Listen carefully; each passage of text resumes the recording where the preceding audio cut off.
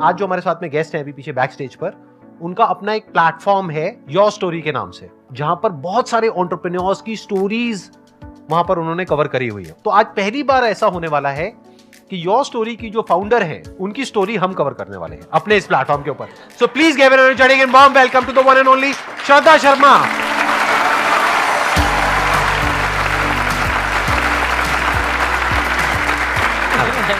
Please आइए। बहुत nervous हूँ संदीप, बहुत डर लग रहा है, मगर अच्छे हाथों में हूँ। एंड ऑडियंस को देख के थोड़ा अब तसल्ली हो रही है, सब स्माइल कर रहे हैं, स्माइल करते रहना। आप बताएंगे आपने कब शुरू किया योर स्टोरी को, या ये थॉट कहां से आया? थोड़ा सा अपना बैकग्राउंड के बारे में प्लीज अगर आप शेयर कर सके तो। योर स्टोरी का थॉट अब मैं अभी बैठ के 2023 के जनवरी में अगर कहूँ, शुरू तो हुआ था 2008 में, मुंबई में शुरू किया था। मगर अगर मुझे स्टोरी अभी बतानी है तो मैं बिहार से हूँ।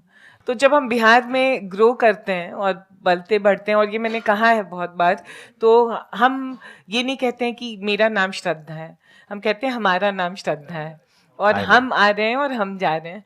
और यही ऐसे करके मैं ग्रो की। और जब दिल्ली में आई सेंट स्टीफेंस कॉलेज में, तो सब मुझसे कहते थे कि श्रद्धा फिर से बताओ तुम कहाँ से हो। तो मुझे लगता था सब मुझे बहुत क्यूट फाइंड कर रहे हैं और बोल रहे हैं फिर से बताओ। फिर थोड़ा टाइम लगा, फिर पता चला कि एक्चुअली लोग मेरा मजाक, मुझे कोई क्यूट नहीं फाइंड कर रहा था, सब मेरा मजाक उड़ा रहे थे। और कहीं ना कहीं ये हमेशा लगा कि हम जैसे बात करते हैं, हम जो होते हैं, हम जहाँ से आते हैं, कितना ज़्यादा जजमेंट है उसको लेकर। And that was something that stayed with me always. जो क्वेश्चन, मेरे सवाल जो मेरे हमेशा जो मेरे दिमाग में रहता था कि हम क्यों जज करते हैं किसी को, कि वो जहाँ से आते हैं, हमारी कैपेबिलिटी और हम जो हर दिन अचीव करते हैं, that is a story and it defines a story. और जब मैंने योर स्टोरी मीडिया में गई तो वहाँ पे भी वो दिखा, क्योंकि मीडिया में it is all about I, me, my self, and जो सक्सेसफुल है, बड़ा है, उसकी स्टोरीज। तो 2008 में मुझे लगा जो हमारे जैसे लोग हैं जिनके माँ बाप शायद उतने रिच नहीं है, सक्सेसफुल नहीं है, और जो सेल्फ मेड हैं, और इसीलिए 2008 में मैंने कहा हर इंसान जो खुद के बलबूते पे कुछ करना चाह रहा है, जिसके पास बैकग्राउंड नहीं है, पैसा नहीं है, उन सब की कहानी, उनकी जुबानी सुनाएंगे। और तब यो स्टोरी शुरू हुआ, और आज 1.5 लाख स्टोरी हमने किया है पिछले 14 सालों में।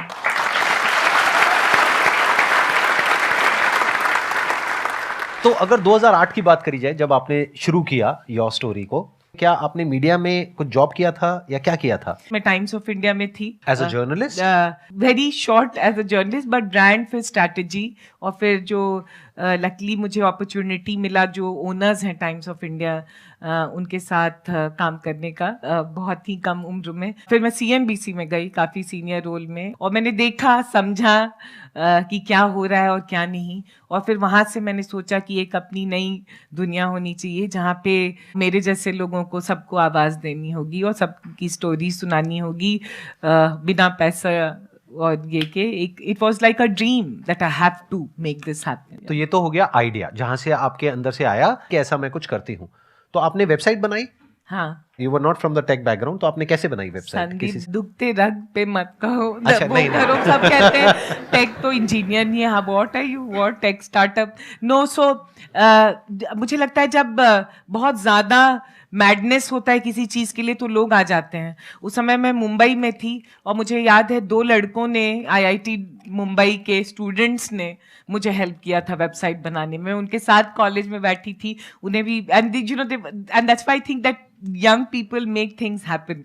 लोग क्यों आए आपकी वेबसाइट पे? क्योंकि आपको पहले से लोग जानते थे, because you worked in these companies, CNBC और TOI में आपने काम किया था, इस वजह से आपके पास में आए लोग? ये बहुत अच्छा क्वेश्चन है, एक्चुअली ये बहुत सही सवाल है, क्योंकि जो लोग मुझे जानते थे और वो बहुत बड़े बड़े लोग थे। तो मैंने एक कॉल किया कि मुझे इंटरव्यू में योर स्टोरी सबको आवाज देना चाह रही हूँ, आप अपनी स्टोरी से शुरू कीजिए, क्योंकि कोई बड़ा आता है तो बाकी सब अपने आप आएंगे, आ जाते हैं, जाते हैं। right. तो बड़े लोगों ने मुझे बहुत अच्छे से कहा, very good idea, very good idea, all the very best, अभी तुम करो, हम आएंगे। और कोई नहीं आया और मेरा दिल बहुत बहुत टूटा। इनफैक्ट एक और संदीप एक स्टोरी है कि एक लड़की मुझे हेल्प करना चाह रही थी कि अच्छा तुम्हारा बहुत अच्छा आइडिया है, तो ये एंटरप्रेन्योर है गेमिंग में, मुंबई में अंधेरी में गेमिंग में अपना बिजनेस कर रहे हैं, वो अपना स्टोरी सुनाना चाहते हैं, तुम आ जाओ। तो मैं गई, ट्रेन लिया, पहुंची अंधेरी, 3rd फ्लोर में आज भी मुझे याद है, और मैं बैठी हुई थी और वो सीईओ आया, hi my name, I don't want to say my name is this, I said hi my name is Shraddha from YourStory. He said sorry कहाँ से? मैंने कहा योर स्टोरी से।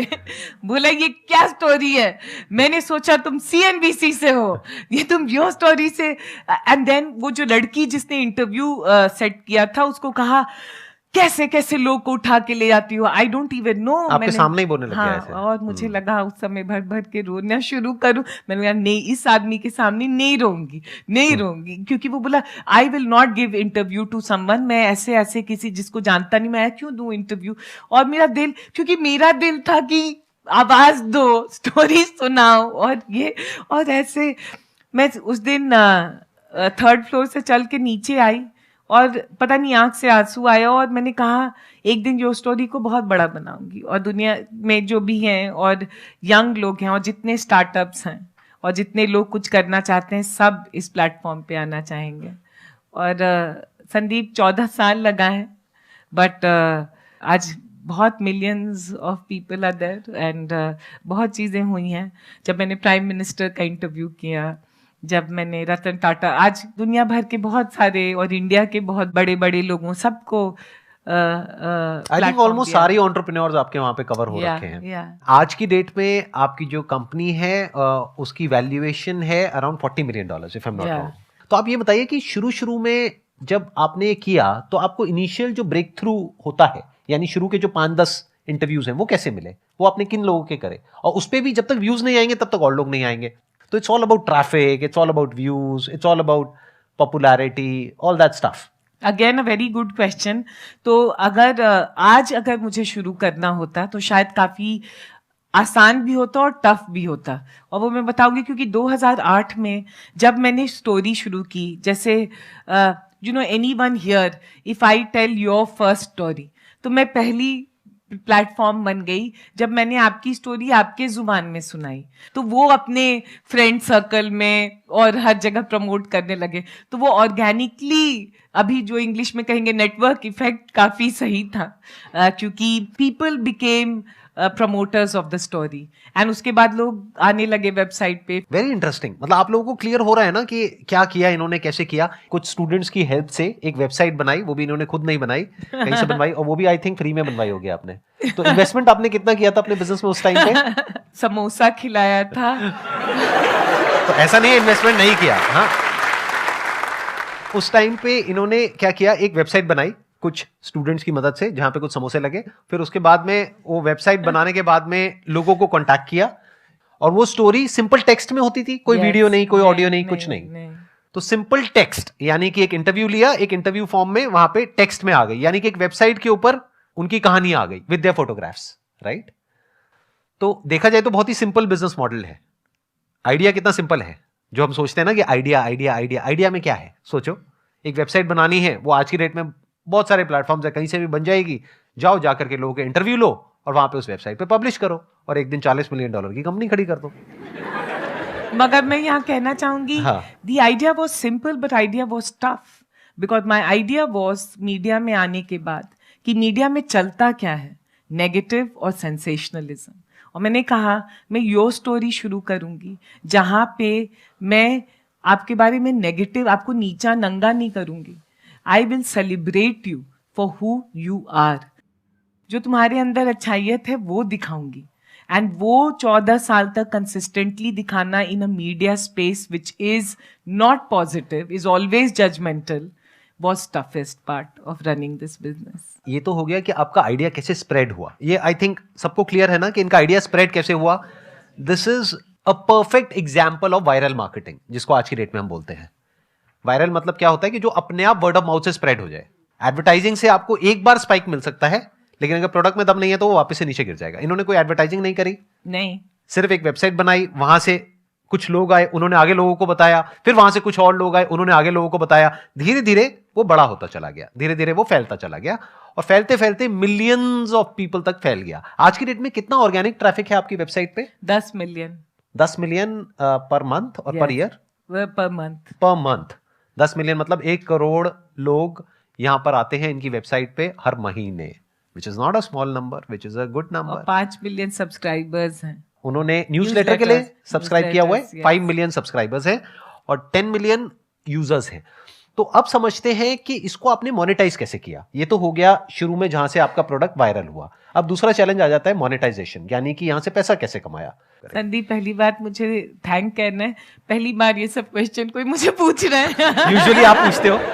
नहीं, और यूजुअली कोई सोचता ही नहीं है कि सुनना चाहिए या it's worth it. But I am thankful that you are telling in India my story, क्योंकि मैंने 14 साल से मेहनत करके एक प्रॉफिटेबल सस्टेनेबल बिजनेस बनाया है. तो कैसे पैसा शुरू किया, तो आइडिया तो बहुत रोमांटिकली कि सबकी कहानी सुनानी है दिल से, दिमाग यूज ही नहीं किया. फिर पता चला दिमाग नहीं यूज किया है, क्योंकि पैसा कैसे बनेगा. स्टोरी स्प्रेड हो रहे हैं, सब कोई लव कर रहा है स्टोरी, और सबको बहुत वैलिडेशन मिल रहा है, मगर पैसा कैसे बनेगा.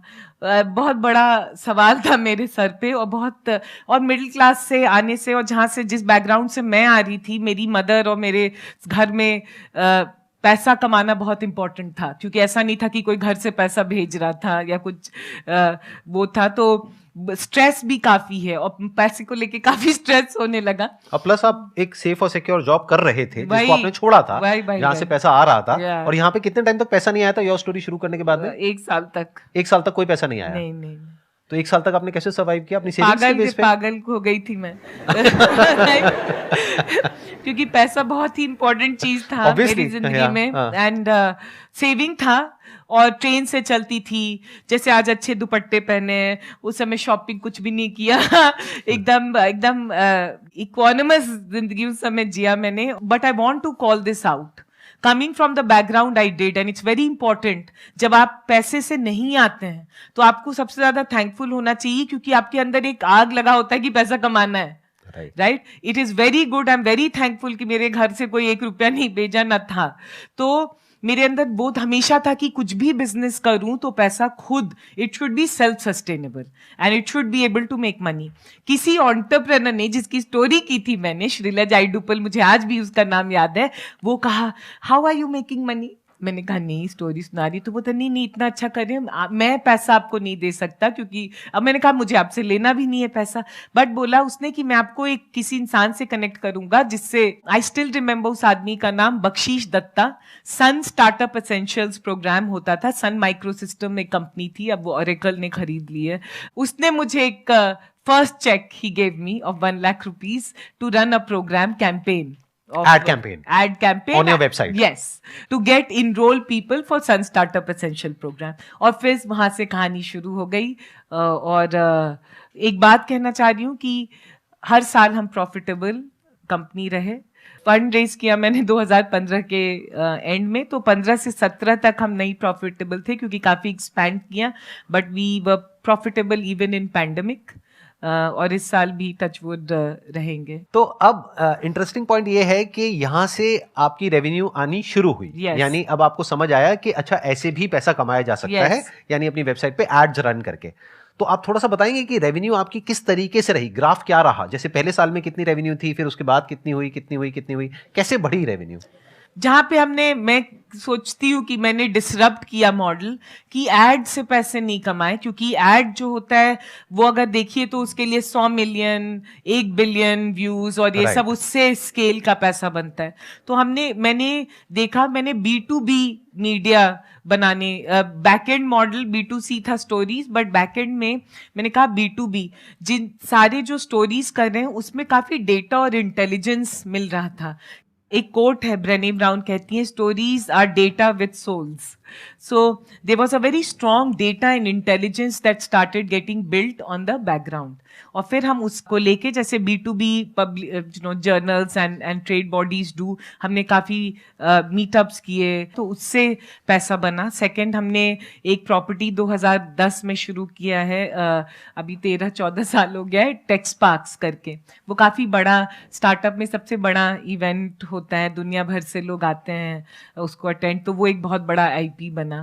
थर्ड, हम रिसर्च रिपोर्ट्स काफ़ी निकालते हैं और ये सब करते हैं. चौथा, मैंने कहा न्यूज़लेटर सब्सक्राइबर्स, क्योंकि ये टॉप एंटरप्रेन्योर, CEOs, ये सब तो हैं. मेलर्स भेजने के आप हाँ, पैसे लेते होंगे, ये राइट? वो भी हाँ, है. वो होता होगा. अभी वीडियो कैंपेन्स काफ़ी करते हैं, तो उसके लिए आते हैं अगेन कॉर्पोरेट्स. प्रॉपर्टीज बनाए, जैसे मनी मैटर्स, ये सब करके सीरीज हम चलाते हैं. तो अब ये सब बहुत सारे, once you have the trust, goodwill, brand, data and insight, तो पैसा बन जाता है. एक्सीलेंट जी.